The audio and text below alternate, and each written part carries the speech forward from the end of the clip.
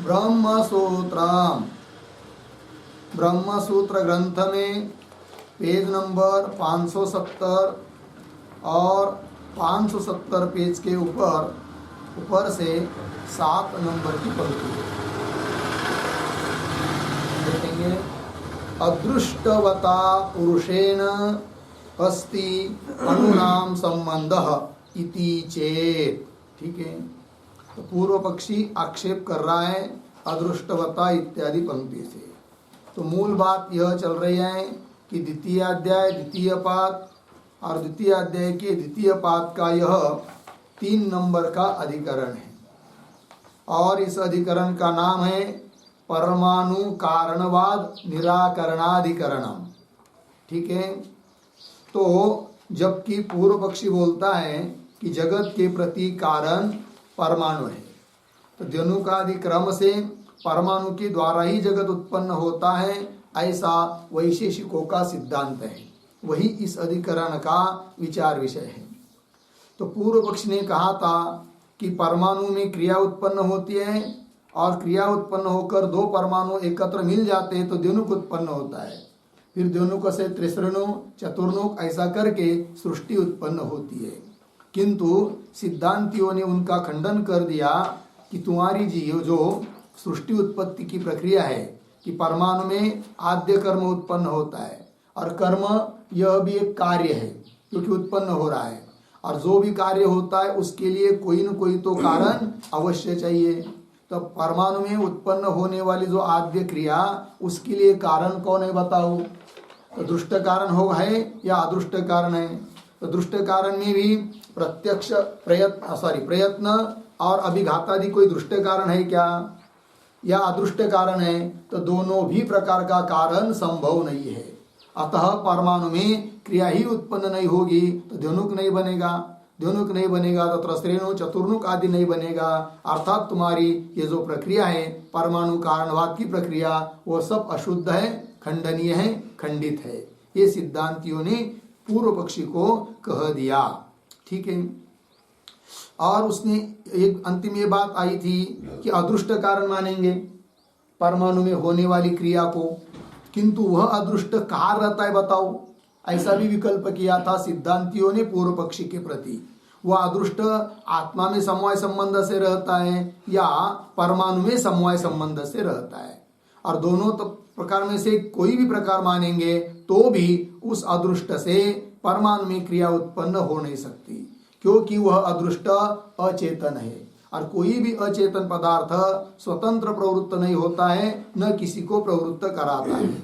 यह बात हमने पूर्व में भी कह दी है। और दूसरी बात, आत्मा में मानोगे अदृष्ट और वो अदृष्ट का प्रेरक आत्मा को कहोगे तो भी नहीं हो सकता, क्योंकि उस समय जिस आत्मा में आप अदृष्ट को मानते हैं वह तुम्हारा आत्मा कैसा है? अचेतन ही है, क्योंकि तुम्हारे वैशेषिक सिद्धांत के अनुसार आत्मा चेतन तब होता है जब उसमें ज्ञान गुण उत्पन्न होता है, और सृष्टि काल में तो आत्मा में कोई ज्ञान गुण उत्पन्न हुआ नहीं है, अतः वह आत्मा तुम्हारा अचेतन है। दूसरी बात, समवाय संबंध से अदृष्ट मानोगे किसमें? आत्मा में, और क्रिया मानोगे परमाणु में, वो भी बात ठीक नहीं है। दोनों कार्य कारण को एक अधिकरण में होना चाहिए। कार्य जो क्रिया या कर्म वो हो रहा है परमाणु में और अदृष्ट मान रहे हो आत्मा में, अतः वह उस अदृष्ट से परमाणु में क्रिया उत्पन्न हो नहीं सकती। ये बात बता दी। अब इस पर पूर्व पक्षी पुनः आक्षेप कर रहा है कि अदृष्ट मानेंगे हम पुरुष में और अर्थात जीव में, पुरुष में, आत्मा में, तो भी उस अदृष्ट से क्रिया उत्पन्न हो सकती है। कैसे? आक्षेप कर रहा है, देखिए अदृष्टवता, इसके ऊपर लिखिए आक्षेप लिखा, और इस पंक्ति के पूर्व में भी एक वाक्य लिखते हैं अवतरण के रूप में,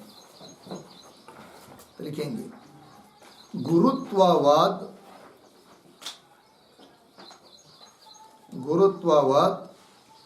अदृष्टम अपि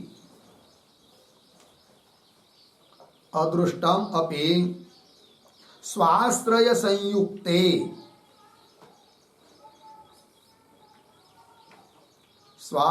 संयुक्ते कौंस में लिखिए स्व बराबर अदृष्ट, स्व बराबर अदृष्ट अर्धविराम, तस्याश्रयः पुरुषः, तस्याश्रयः पुरुषः अर्धविराम, तस्य संयोगः परमाणु, तस्य संयोगः परमाणु, तत्र कौंस बंद, आगे क्रिया हेतु स्यात्, क्रिया हेतु स्यात् इति शंकते अदृष्टवता इति। ठीक, देखिए भाई अर्थ, वो पूर्व पक्षी बोल रहा है, क्या कहना चाहेगा वो? तो कहता है कि गुरुत्ववत, वो दृष्टांत दे रहा है। जैसे फल में जब पेड़ से गिरता है फल, तो आद्य क्रिया उत्पन्न होती है, और वो आद्य क्रिया का समवायी कारण वो फल है, और उस आद्य क्रिया कर्म चलन क्रिया के प्रति असमवायी कारण है गुरुत्व, उस फल में विद्यमान गुरुत्व। तो जैसे उस गुरुत्व से आद्य कर्म उत्पन्न हो जाता है, उस प्रकार स्वाश्रय संयुक्त में क्या क्रिया बन जाएगी अदृष्ट के द्वारा। मतलब कैसे? तो अदृष्ट मानेंगे आत्मा में, और क्रिया मानते किसमें? परमाणु में। तो संबंध कैसा जुड़ेंगे? तो स्व अदृष्ट, उसका आश्रय आत्मा, और आत्मा संयुक्त कौन? परमाणु। तो संबंध बन गया, है कि नहीं? तो उस परमाणु में क्रिया उत्पन्न हो सकती है। ठीक है, वही लिखा है स्वाश्रय संयुक्ते, अर्थात परमाणु में। स्वाश्रय संयुक्त हुआ कौन? परमाणु। उस परमाणु में जो उत्पन्न होने वाली क्रिया है, उस क्रिया के प्रति हेतु या अदृष्ट बन जाएगा, जो कि आत्मा में विद्यमान है। अतः अदृष्ट से क्रिया उत्पन्न होती है, ये मान लेंगे, सब संगति बैठ जाएगी। ये पूर्व पक्षी का अभिप्राय। पंक्ति देखिए, अदृष्टवता पुरुषेण, अदृष्ट वाला कौन है? पुरुष। पुरुषेण अस्ति अनुनाम संबंध, अदृष्टवता पुरुष के साथ अनुनाम संबंध अस्ति, ऐसा अन्वय। अनुओं का संबंध है, किसके साथ? पुरुष के साथ। पुरुष कैसा? अदृष्ट वाला। तो अदृष्ट रहा पुरुष में, और वह अदृष्ट क्या? अपना आश्रय जो आत्मा, उससे संयुक्त जो परमाणु, उस परमाणु में क्रिया को उत्पन्न कर देगा, तो कर्म के प्रति कारण बन जाएगा अदृष्ट। ये पूर्व पक्षी का अभिप्राय। अदृष्टवता पुरुषेण अनुनाम संबंध अस्ति इति चेत, इस प्रकार पूर्व पक्षी कहता है तो उत्तर दे रहे, संबंध सातत्यात् प्रवृत्ति सातत्य प्रसंग। उत्तर, तो संबंध सातत्यात् इत्यादि जो पंक्ति है, उसके ऊपर लिखिए समाधानम।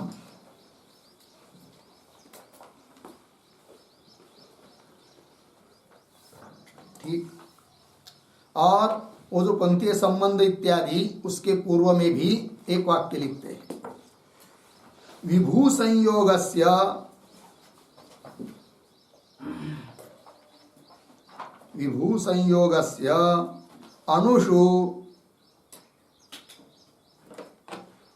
अनुषु सदा सत्वात्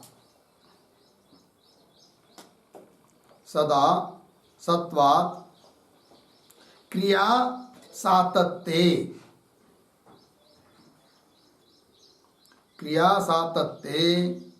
प्रलयाभावः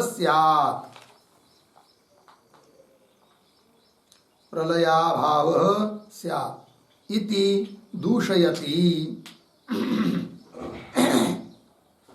दूषयति संबंध इति। देखो भाई अर्थ, तो आत्मा तो विभू है, उन्होंने विभू माना है आत्मा को, और विभू का संयोग अणु से, परमाणुओं से सतत हमेशा होता है, क्योंकि विभू की व्याख्या ही की गई है उन्होंने। क्या? हाँ, मूर्त सर्वमूर्त द्रव्य संयोगित्वम विभुत्वम, सभी मूर्त द्रव्यों के साथ जिनका संयोग होता है उसी को विभू कहते हैं। अतः परमाणु के साथ हमेशा संबंध है फिर किसका? आत्मा का। और हमेशा संबंध यदि रहेगा तो उस परमाणु में फिर हमेशा क्रिया होती ही रहेगी।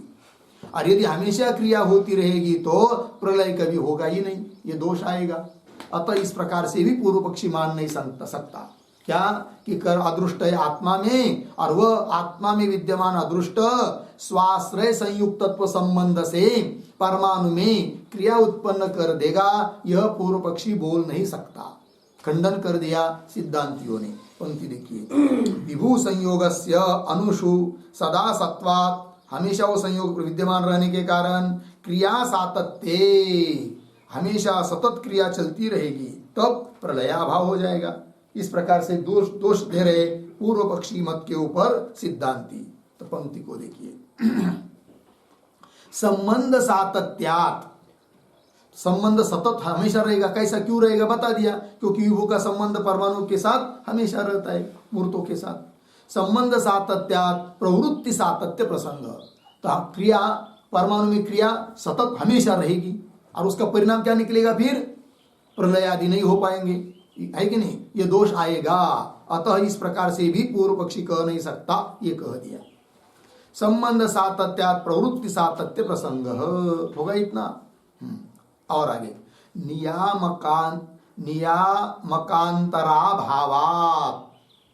ठीक है। अब ये जो नियामकांतराभावात् है ना, उसके पूर्व में एक वाक्य लिखते हैं अवतरण, कादाचित् प्रवृत्ते है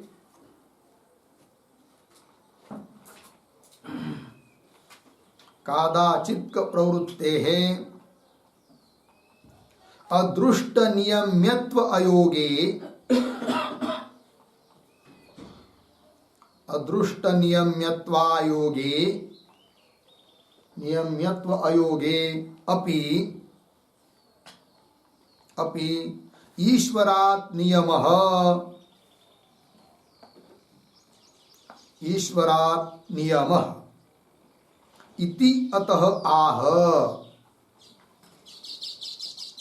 इति अतः आह नियामकांतराभावात् इति। अर्थ देखो भाई, कदाचित, अब पूर्व पक्षी कहेगा क्या?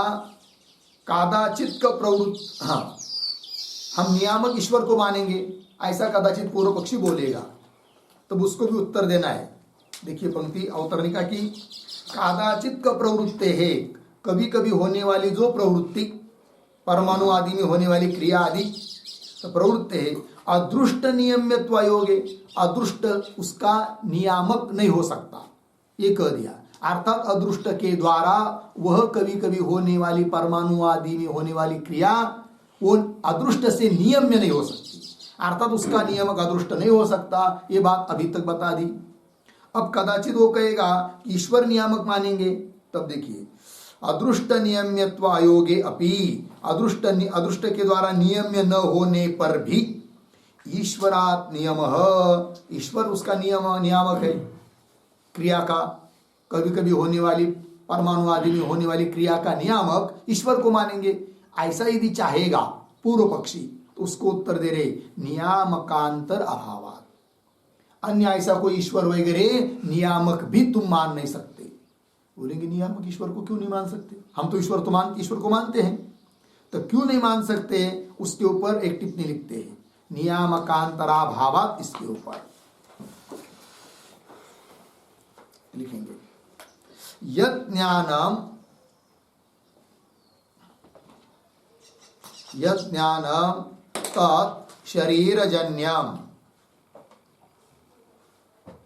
तत् शरीरजन्यम इति व्याप्ति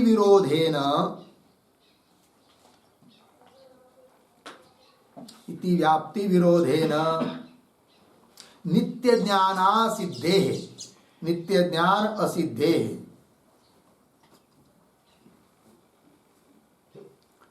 ज्ञानासिद्धे तद्गुणः, कौंस में लिखिए नित्य ज्ञान गुणवान, नित्य ज्ञान गुणवान, कौंस बन, ईश्वरः नास्ति, ईश्वरः नास्ति, अर्धविराम। अस्तित्वे अपि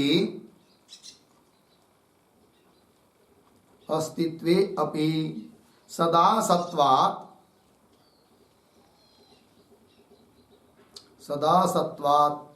कादाचित् प्रवृत्तेः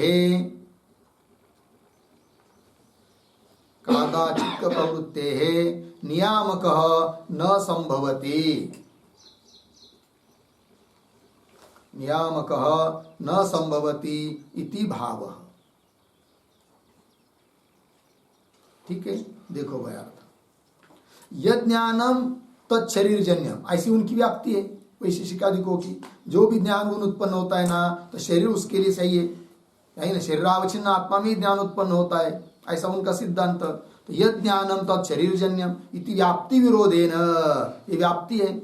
और ईश्वर का तो कोई शरीर मानते नहीं वो, अतः ईश्वर में नित्य ज्ञान की सिद्धि ही नहीं है। अतः नित्य ज्ञानवान को ईश्वर है, और वह अदृष्टों को, वह परमाणु में होने वाली क्रिया को उत्पन्न करता है, ऐसा भी वो बोल नहीं सकते। क्यों?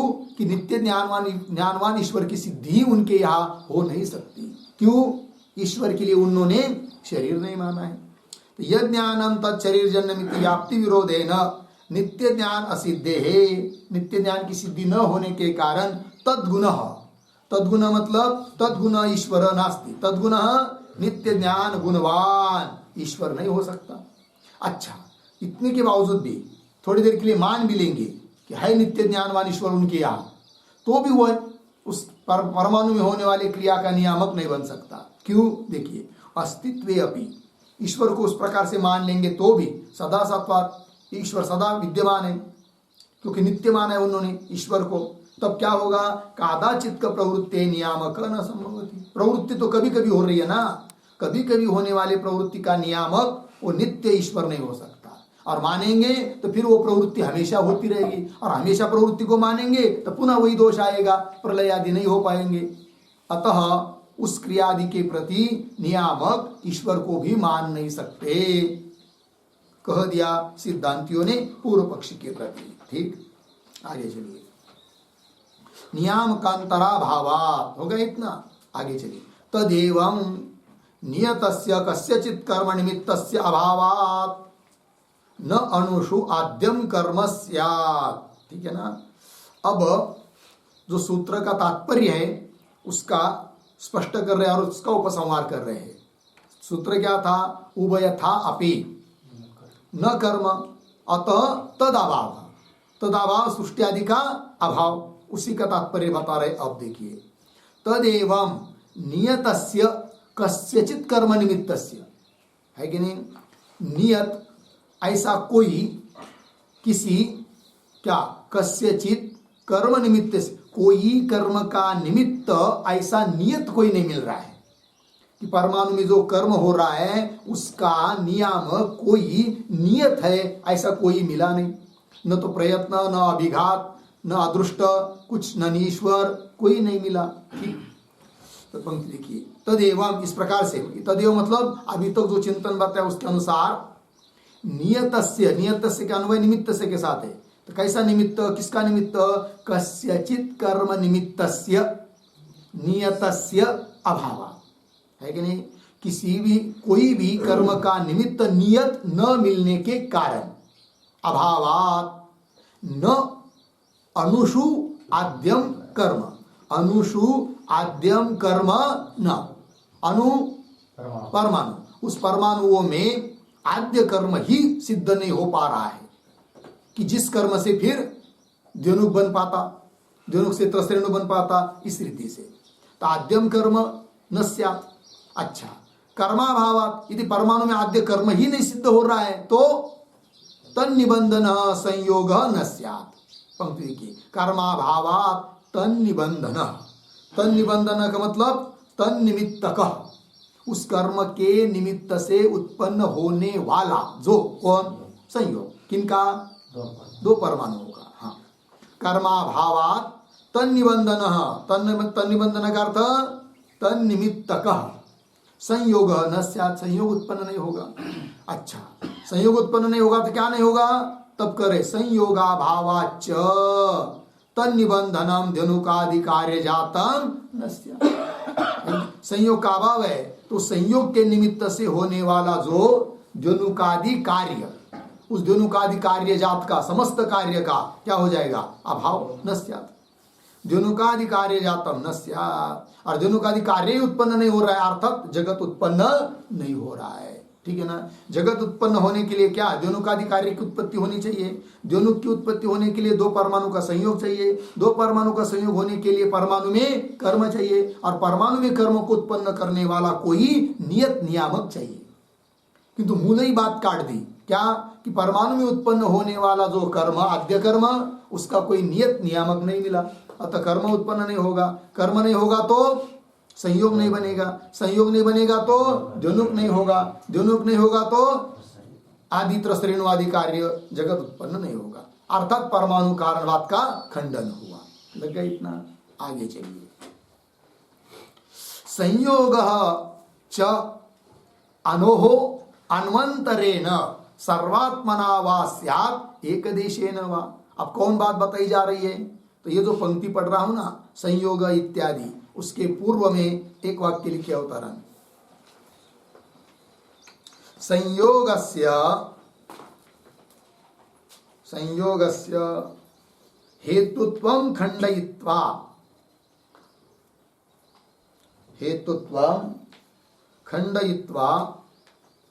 स्वरूपं खंडयति,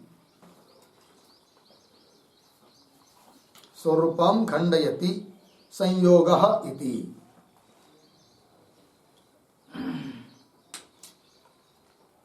ठीक है, देखो भाई, संयोगस्य हेतुत्वं खंडयित्वा, अभी तक खंडन किया किसका? संयोग का, है कि नहीं? संयोग बना ही नहीं सकता, संयोग का खंडन कर दिया। अब इसके आगे संयोग के स्वरूप का खंडन कर रहे हैं। संयोग का स्वरूप ही सिद्ध नहीं हो सकता, ये बात कैसे? आगे देखिए। संयोग च अनोहो अन्वंतरेण सर्वात्मना वा स्यात् एकदेशेन वा। विकल्प करके निषेध करना है संयोग का, थोड़ा सा अन्वय कर लेंगे। च अनोहो अन्वंतरेण, पीछे संयोग, आगे सर्वात्मना वा स्यात् एकदेशेन वा।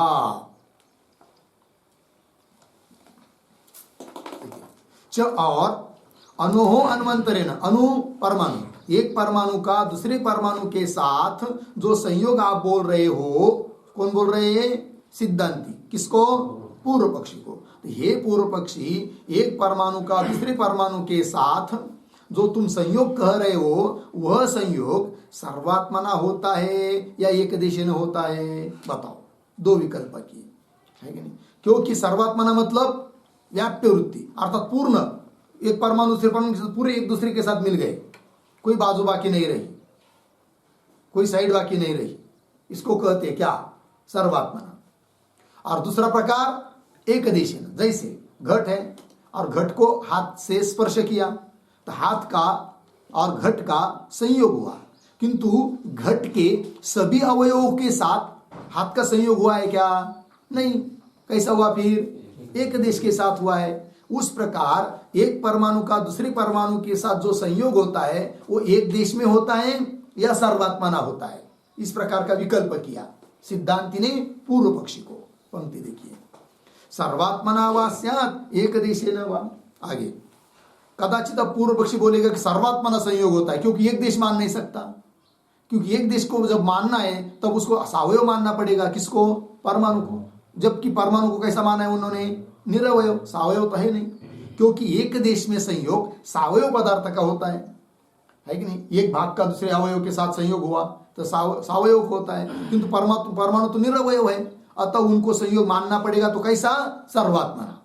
एक परमाणु दूसरे के साथ पूरे ओर से एक दूसरे के साथ मिल गए, ये कहना पड़ेगा। पंक्ति देखिए, सर्वात्मना चेत, सिद्धांति पूछ रहे उसको, यदि सर्वात्मा सर्व रूप से संयोग मानोगे तो क्या? उपचय अनुपपत्ते है, अनुमात्रत्व प्रसंग, ये दोष आएगा।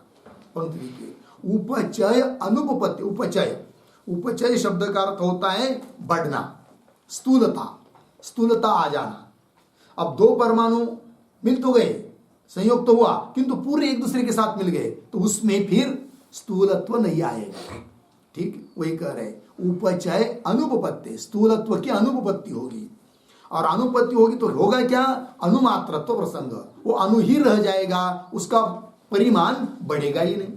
और परिमाण नहीं बढ़ेगा, फिर द्वनुक का परिमाण द्वनुक बन गया तो उसका परिमाण वही, फिर उससे भी 3 द्वनुक आ गए तो उसका भी परिमाण वही, फिर उसमें स्थूलत्व दिखाई देगा नहीं, त्रस्वरेणु चतुर्णुक वगैरह जगत बनेगा ही नहीं, ये कहना है। पंक्ति देखिए,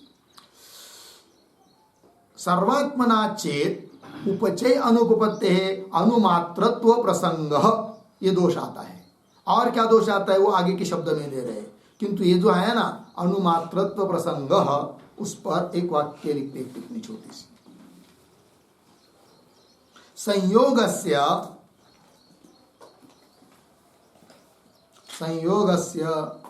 व्याप्य वृत्तित्वे,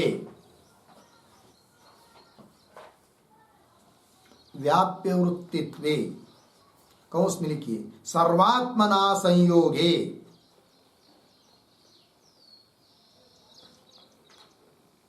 सर्वात्मना संयोगे कौंस बन एकस्मिन्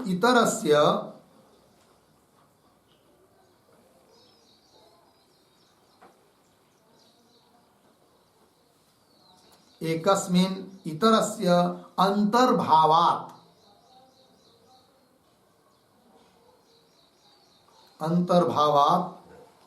कार्यस्य पृथत्व अयोगात्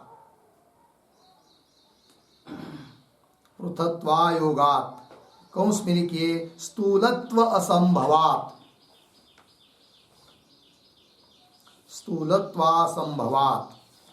कौंस बन सर्वं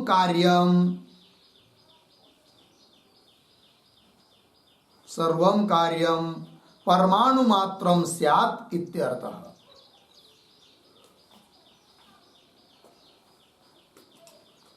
सर्वं कार्यं परमाणु मात्रं स्यात् इत्यर्थः।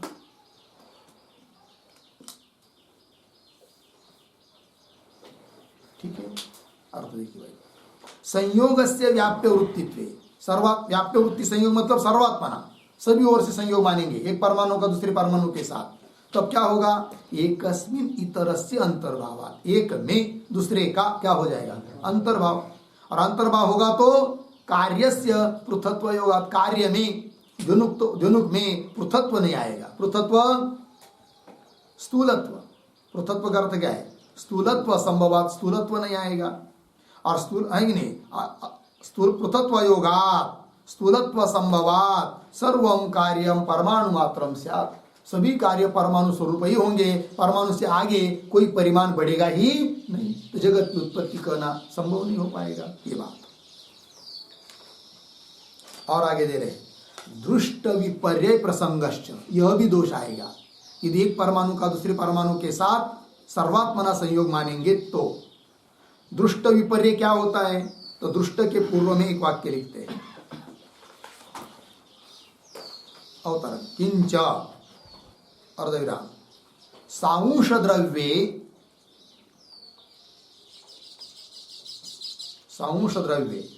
कौंस में लिखिए सावयव द्रव्ये,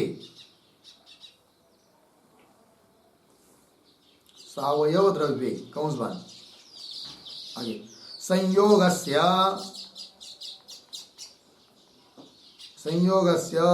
एकांश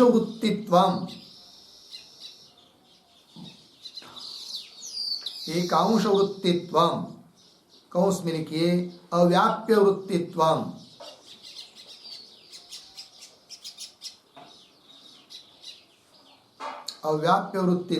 कौंस बन दृष्टम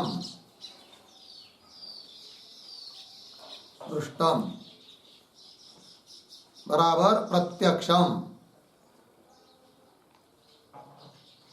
अर्धविराम तद विरोधात् तद विरोधात व्याप्य वृत्तित्वम, व्याप्य वृत्तित्वम कौंस में लिखिए सर्वात्मना कौंस बंद, आगे संयोगस्य न कल्प्यम इति आह दृष्ट विपर्य प्रसंगश्च इति। ठीक है, देखो भाई अर्थ किंच और क्या, तो दृष्ट विपर्य मतलब जो हम लोगों को व्यवहार में दिखाई देता है उससे विपरीत मानना हो जाएगा तुम्हारा, ऐसा सिद्धांती बोल रहे हैं। किसको? पूर्व पक्षी को। कब? यदि एक परमाणु का दूसरे परमाणु के साथ सर्वात्मना संयोग मानेंगे तब। दूसरा दोष क्या आएगा? दृष्ट विपर्य, जो देखने को मिलता है उससे विपरीत तुम मान रहे हो, ये हो जाएगा। क्या व्यवहार में देखने को मिलता है वो आपको लिख के दिया। साउंश द्रव्य में क्या दिखता है? सावयव द्रव्य में संयोगस्य एकांश वृत्तित्वम, एक अंश में संयोग दिखाई देता है, जैसे घटपट का। अव्याप्य वृत्तित्वम दृष्टम, संयोग का, संयोग कैसा देखने को मिला है अभी तक? अव्याप्य वृत्ति, एक अंश का एक अंश के साथ संयोग। जैसे कपि बैठा है वृक्ष पर, एक अंश के साथ होता है क्या? संयोग। दृष्टम तद विरोधात, उससे विरुद्ध व्याप्य वृत्तित्व मतलब सर्वात्मना संयोग की कल्पना करना उचित नहीं है, नहीं तो दृष्ट विपर्य हो जाएगा ये बात। दृष्ट विपर्य प्रसंगश्च, उसी को स्पष्ट कर रहे आगे। प्रदेशवतः द्रव्यस्य प्रदेशवता द्रव्यांतरेण संयोगस्य दृष्टत्वात्, क्या देखने को मिला है व्यवहार में वो बता रहे हैं। प्रदेशवतः द्रव्यस्य, कैसा द्रव्य? प्रदेश वाला, प्रदेश नाम भाग, विभाग, अवयव, पार्ट, ऐसा द्रव्य घटपट आदि। उसका, उस द्रव्य का अन्य द्रव्य के साथ प्रदेशवता द्रव्य न है कि विभाग अवयव वाले द्रव्य के साथ संयोग देखने को मिला है। जैसे प्रदेश वाला द्रव्य हुआ घट, दूसरा प्रदेश वाला द्रव्य हुआ कौन? पट या भूतल, तो उस एक अंश के साथ संयोग देखने को मिला है, ये दृष्ट है। और तुम सर्वात्मना संयोग मानेंगे तो दृष्ट विपर्य है ये बात। प्रदेशवता द्रव्यस्य प्रदेशवता द्रव्यांतरेण संयोगस्य दृष्टत्वात्, मिल गया ना जी। चलिए आगे, आगे क्या है? एक देशेन चेत सावयवत्व प्रसंग। अच्छा, दो विकल्प किए थे ना, एक परमाणु का दूसरे परमाणु के साथ जो तुम संयोग मानते हो वह सर्वात्मना है या एक देशेन है। तो सर्वात्मना तो मान नहीं सकता, क्योंकि सर्वात्मना क्यों नहीं मान सकता उसका अभी तक बता दिया, खंडन कर दिया। अब वो कहेगा कि एक परमाणु का दूसरे परमाणु के साथ संयोग होता है किंतु एक देश के साथ होता है, ऐसा कहेगा कौन? पूर्व पक्षी। तब उसको उत्तर दे रहे, एक देश के साथ संयोग मानोगे तो तुम्हारा परमाणु क्या हो जाएगा? सावयव हो जाएगा। जबकि तुमने परमाणु को क्या माना है? निरवयव माना है।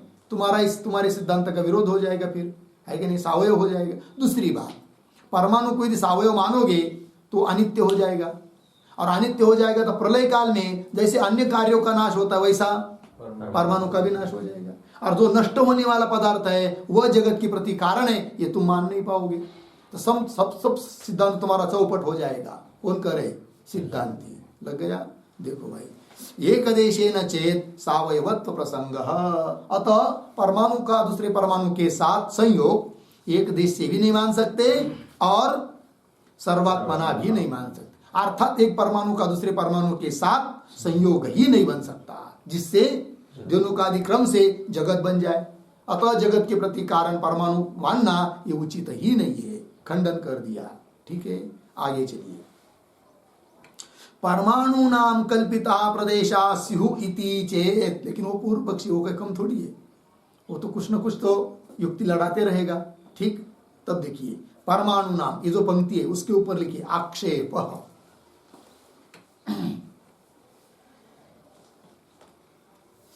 इति चेत तक आक्षेप ग्रंथ है। देखो भाई, वो पूर्व पक्ष बोल रहा है क्या कि एक परमाणु का दूसरे परमाणु के साथ संयोग तो होता ही है। अब बात रही वह संयोग सर्वात्मना या एक देश है, तो सर्वात्मना हम मान नहीं पा रहे हैं, एक देशी ने भी नहीं मान पा रहे, किंतु क्या करेंगे, जैसे तुम वेदांती लोग ब्रह्म के आश्रित कल्पित माया मानते हो ना, वैसा हम भी क्या करेंगे, परमाणु तो है निरवय, किंतु उसमें कल्पित प्रदेश मान लेंगे, कल्पित अवयव मान लेंगे, और फिर एक परमाणु का दूसरे परमाणु के साथ एक देश से क्या हो जाएगा, संयोग बन जाएगा, तो काम बन जाएगा हमारा। कौन कह रहा है, पूर्व पक्षी। परमाणुनाम कल्पिता प्रदेशा स्युः, परमाणुओं के कल्पित प्रदेश मान लेंगे।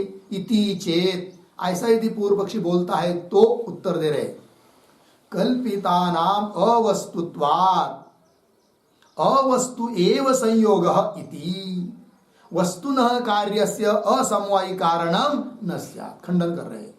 तो ये जो पंक्ति चालू हुई ना, कल्पितानाम इत्यादि, उसके ऊपर लिखिए समाधानम।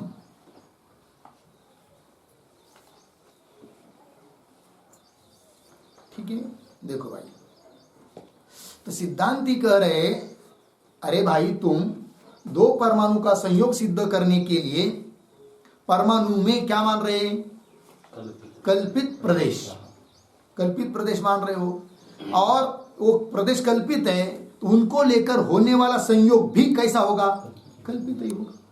ठीक, वही लिखा, कल्पितानाम अवस्तुत्वात्, कल्पित कोई वास्तविक वस्तु होती नहीं है, अवस्तुत्वात्। फिर अवस्तु एव संयोग, वो संयोग बनेगा तो वो भी कैसा बनेगा, अवस्तु। अवस्तु मतलब अवास्तविक, सच्चा नहीं, झूठा ही संयोग बनेगा।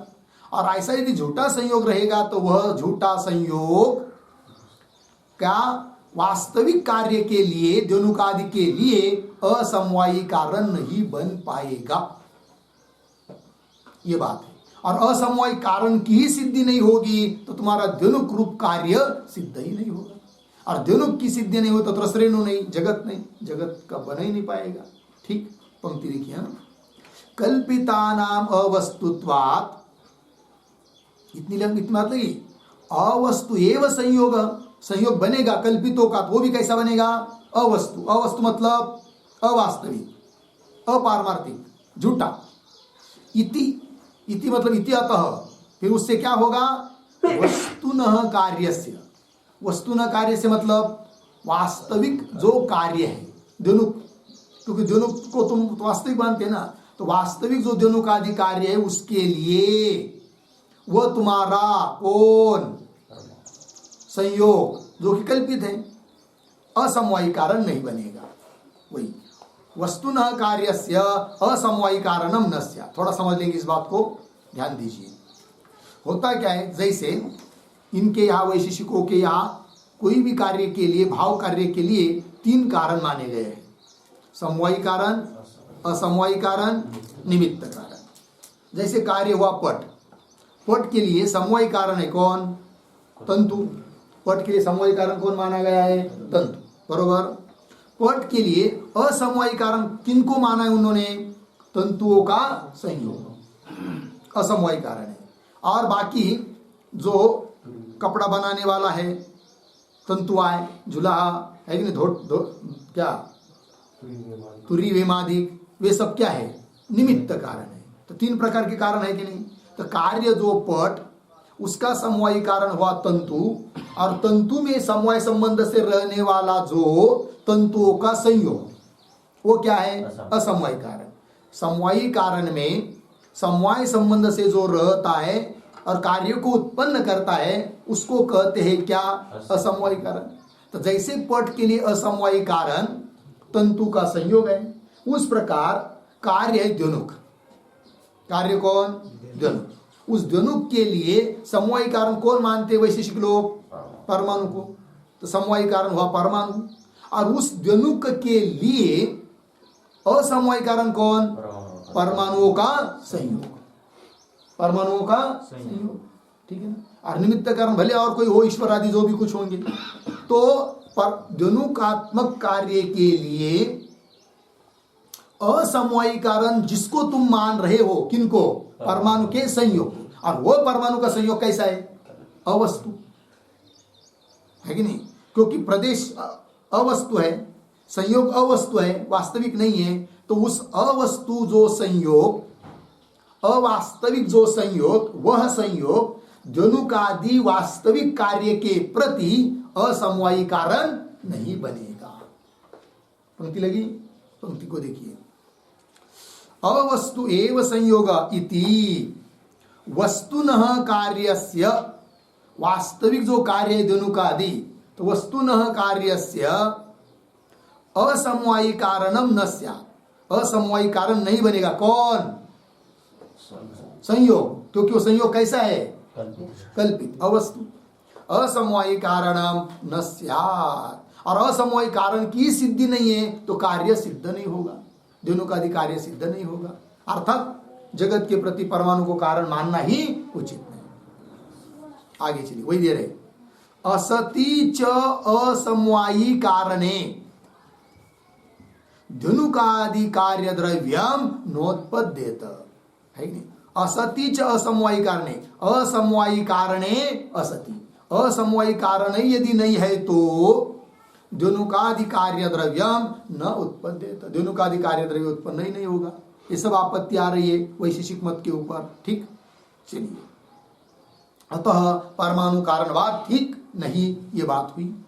आगे, यथाच आदि सर्गे निमित्ताभावात् संयोग उत्पत्त्यर्थम कर्म न अनुनाम संभवति एवं महाप्रलय अपि विभागोत्पत्त्यर्थम कर्म न एव अनुनाम संभवेत। यहाँ तक क्या बात बताई जा रही है? अब ये जो पंक्ति है ना, यथाच आदि सर्ग इत्यादि, यथा के पूर्व में एक वाक्य लिखते हैं अवतरण,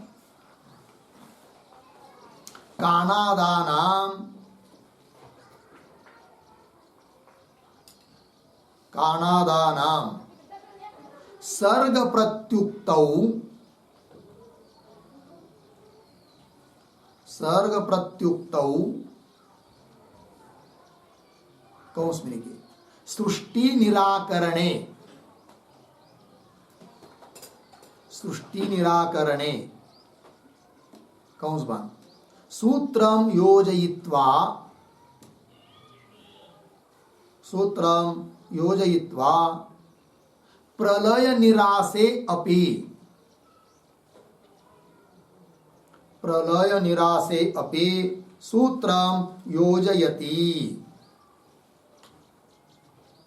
सूत्रम योजयति यथा इति।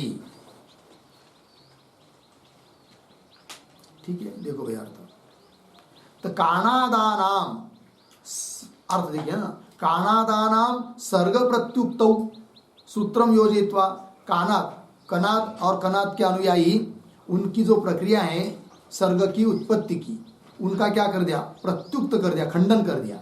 सर्ग प्रत्युक्तौ अर्थात सर्ग मतलब सृष्टि, प्रत्युक्त मतलब निराकरण, सृष्टि के निराकरण में सूत्र को जोड़ दिया। सूत्र ने यह बात बता दी कि कनादों के अनुसार सर्ग की प्रक्रिया बन ही नहीं सकती, निराकरण कर दिया सृष्टि का, उत्पत्ति का, सूत्र को जोड़ दिया। अब प्रलय निराशे अपि सूत्रम योजयति, तो प्रलय का है कि नहीं, प्रलय होता है उनके यहाँ, तो प्रलय भी नहीं बन सकता उनकी प्रक्रिया के अनुसार, तो प्रलय का निराश में भी सूत्र को जोड़ रहे हैं भगवान भाष्यकार, यथा इत्यादि पंक्ति से। तो पंक्ति को देखिए, यथाच आदि सर्गे, आदि सर्गे का अर्थ होता है आदि सृष्टि में, निमित्ताभावात, आदि सर्ग मतलब सर्ग सृष्टि उत्पन्न होते समय सबसे पहले होना पड़ता है क्या? परमाणु में कर्म, और उस कर्म का कोई निमित्त ही नहीं मिल रहा है। हाँ, ये बात, यथाच आदि सर्गे निमित्ताभावात संयोग उत्पत्त्यर्थम, संयोग, परमाणु परमाणु का संयोग उत्पन्न होने के लिए कर्म ही नहीं बनेगा, कर्म हो तो उत्पन्न ही नहीं होता, क्योंकि वो कर्म के लिए कोई निमित्त मिलता नहीं है। पंक्ति देखिए, यथाच आदि सर्गे निमित्ताभावात संयोग उत्पत्त्यर्थम, आगे क्या है? कर्म न अनुनाम संभवति, कैसा पढ़ेंगे? संयोग उत्पत्त्यर्थम अनुनाम कर्म न संभवति। ठीक, संयोग उत्पन्न होने के लिए परमाणुओं में कर्म संभव नहीं है, न संभवती। एवं महाप्रलय अपि, है कि नहीं? देखो भाई, सृष्टि उत्पन्न होने के लिए चाहिए परमाणुओं का संयोग, और जब महाप्रलय होना रहता है तब लगता है उनको क्या? विभाग। जैसे पट है तो तंतु का क्या हुआ? विभाग।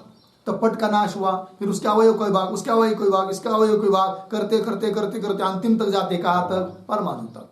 केवल छुट्टे छुट्टे परमाणु रह गए अलग अलग, तो वही उनके यहाँ है क्या? प्रलय अवस्था। तो उत्पन्न होने के लिए जैसे संयोग आदि नहीं बन पाए, है कि नहीं, उसी प्रकार विभाग होने के लिए भी चाहिए कर्म, और उस कर्म का भी कोई निमित्त न मिलने से विभाग भी नहीं बन पाएगा, और विभाग नहीं बन पाएगा तो प्रलय भी नहीं बन पाएगा उनके यहाँ, तो प्रलय का भी खंडन हो जाता है। ठीक, ये दे रहे। एवं महाप्रलये अपि, पंक्ति मिली, महाप्रलय में भी विभाग उत्पत्त्यर्थम, विभाग उत्पन्न होने के लिए, आगे क्या देखिए, कर्म न एव अनुनाम संभवे। कैसा पढ़ेंगे? विभाग उत्पत्त्यर्थम अनुनाम, पीछे, कर्म न एव संभवे। विभाग उत्पन्न होने के लिए कर्म भी संभव नहीं है। हो गया? कैसे, क्या? आगे चलिए। न ही तत्रापि किंचित नियतम तन्निमित्तम दृष्टम अस्ति। क्यों विभाग उत्पन्न होने के लिए कर्म नहीं संभव? उसका कारण बता रहे इस पंक्ति में, नहीं से लेकर अस्ति तक। थोड़ा शब्दों का अन्वय। ही तत्रापि, आगे थोड़े एक शब्द छोड़कर, दो शब्द छोड़कर, तन्निमित्तम, पीछे नियतम, उसके पीछे किंचित, शुरू में न, अंतिम में दृष्टम अस्ति। ठीक है, देखो मेरा अर्थ। ही, क्योंकि, तत्रापि, उस विभाग आदि के लिए भी, तन्निमित्तम, तन्निमित्तम, शाबाश, विभाग निमित्तम, नियतम किंचित न दृष्टम, विभाग का निमित्त भी नियत कोई ऐसा कारण देखने को मिलता नहीं है। जैसे संयोग के लिए कर्म, और उस कर्म के लिए कोई नियत कारण देखने को मिलता नहीं, उसी प्रकार विभाग के लिए भी कोई नियत कारण, अतः विभाग नहीं बनेगा। ये बात नियतम, हाँ, तन्निमित्तम नियतम किंचित न दृष्टम अस्ति, लग गया पूर्ण विराम। तो महाप्रलय का निराश में भी सूत्र को जोड़ रहे हैं इन सब पंक्तियों से। तो कैसा बन जाता है वो थोड़ा सा लिख लेते हैं इसके आधार पर, फिर आगे वाली पंक्तियां दो तीन है उसको भी लेते हैं। पहले थोड़ी टिप्पणी लिख लेंगे। काणादानाम,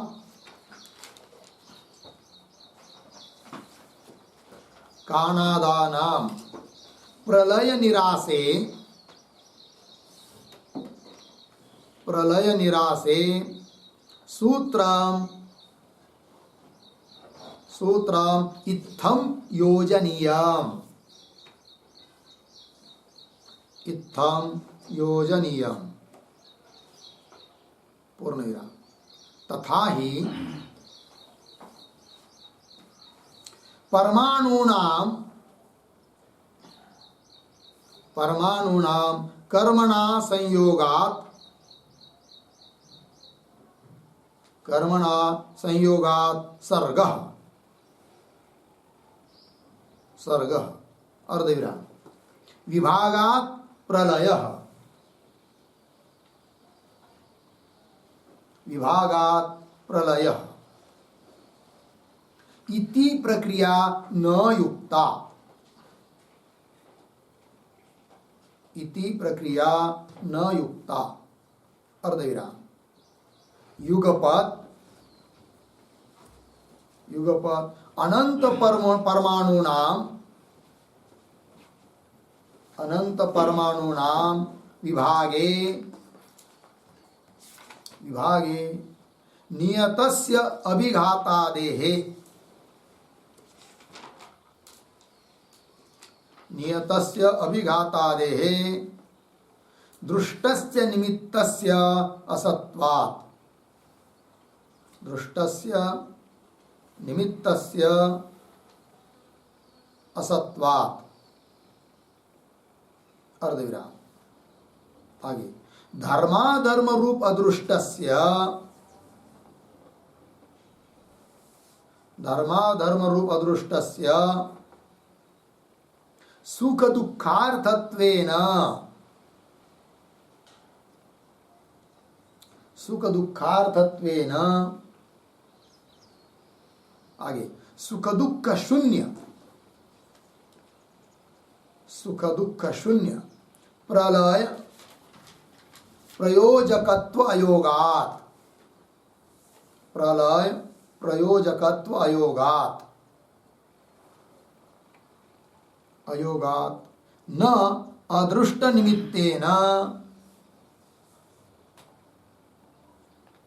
अदृष्ट निमित्तेन कर्मणा विभागः संभवति, कर्मणा विभागः संभवति, पूर्णविराम। तथा च,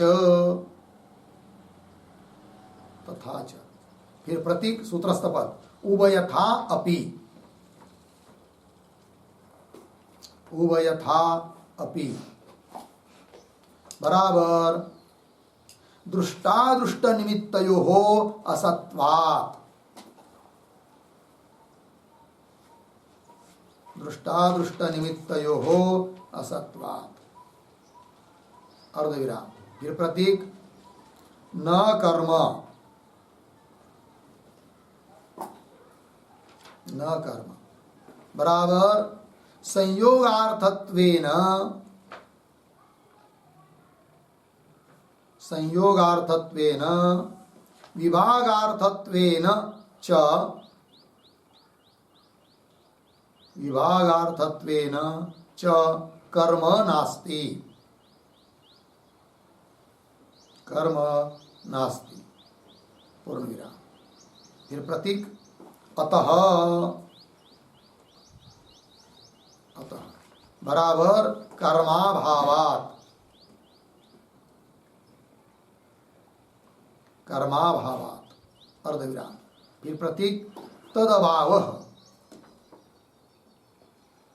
तद अभावः बराबर तयोः संयोग विभाग पूर्वकयोः,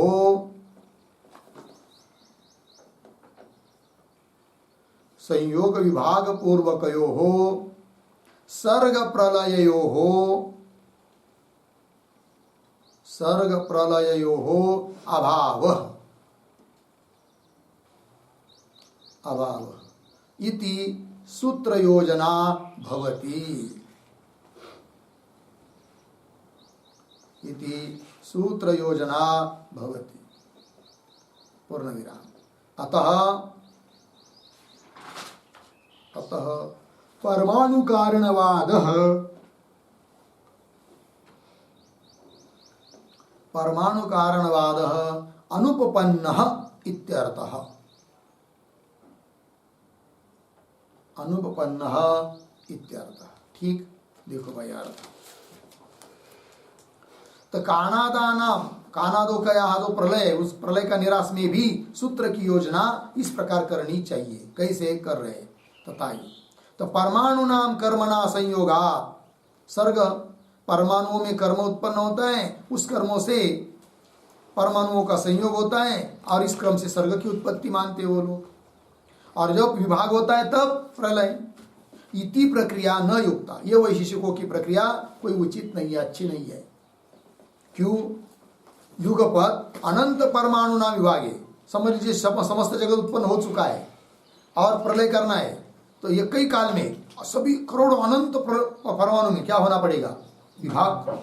और विभाग होने के लिए चाहिए कर्म, और कर्म के लिए चाहिए कोई निमित्त। ये बात तो युगपत अनंत परमाणु ना विभागे, विभाग होने में नियतस्य अभिघातादे दृष्टस्य निमित्तस्य असत्वा, नियत कोई अभिघातादि दृष्ट निमित्त का क्या है? असत्व अभाव। अदृष्ट का भी अभाव, वही धर्माधर्म रूप अदृष्टस्य सुख दुखार्थत्वेन। और धर्माधर्म रूप अदृष्ट किस लिए होता है? सुख दुख देने के लिए होता है। सुख दुख शून्य प्रलय उत्पन्न करने में वो अदृष्ट क्यों रहेगा? अतः अदृष्ट को भी कारण नहीं मान सकते विभाग होने में। धर्माधर्म रूप अदृष्ट से सुख दुखार्थत्वेन सुख दुख शून्य प्रलय प्रयोजकत्व अयोगा, प्रलय का प्रयोजक अदृष्ट नहीं बन सकता। इसका मतलब न दृष्ट निमित्त मिल रहा है न अदृष्ट मिल रहा है विभाग होने में। तो न अदृष्ट निमित्तेन कर्मणा, अदृष्ट के निमित्त से कर्म और उस कर्म से विभाग, ऐसा भी मान नहीं सकते। न अदृष्ट निमित्तेन कर्मणा विभाग असंभवति। तथा च फिर क्या हुआ? उभयथा अपि, मतलब दृष्ट और अदृष्ट दोनों प्रकार के निमित्त न होने से न कर्म, न कर्म मतलब संयोगार्थत्वेन विभागार्थत्वेन च कर्म नास्ति। संयोग के लिए भी कर्म नहीं बन सकता और विभाग उत्पन्न होने के लिए भी कर्म बन नहीं सकता, क्योंकि उस कर्म को उत्पन्न करने के लिए कोई दृष्ट चाहे अदृष्ट निमित्त मिल नहीं रहा है। ठीक, ये बात। अतः कर्माभाव, अतः का अर्थ कर दिया कर्माभाव, कर्म का अभाव हो जाने से तद अभाव, तद अभाव मतलब तयो हो संयोग विभाग पूर्वक, संयोग पूर्वक सृष्टि होती है और विभाग पूर्वक प्रलय होता है। अर्थात प्रलय होने के पहले विभाग चाहिए और सृष्टि उत्पन्न होने के पहले संयोग चाहिए, किंतु संयोग और विभाग नहीं बन रहा है तो सृष्टि और प्रलय भी नहीं बनेगा। ये बात। तयो संयोग विभाग पूर्वक हो सर्ग प्रलय अभाव, सर्ग और प्रलय का अभाव हो जाएगा। इस प्रकार की सूत्र योजना करनी चाहिए प्रलय का निराश करने में भी। कुल मिलाकर परमाणु कारणवाद अनुपपन्न है, यह बात सिद्ध हुई। ठीक, चलिए आगे भाष्य में।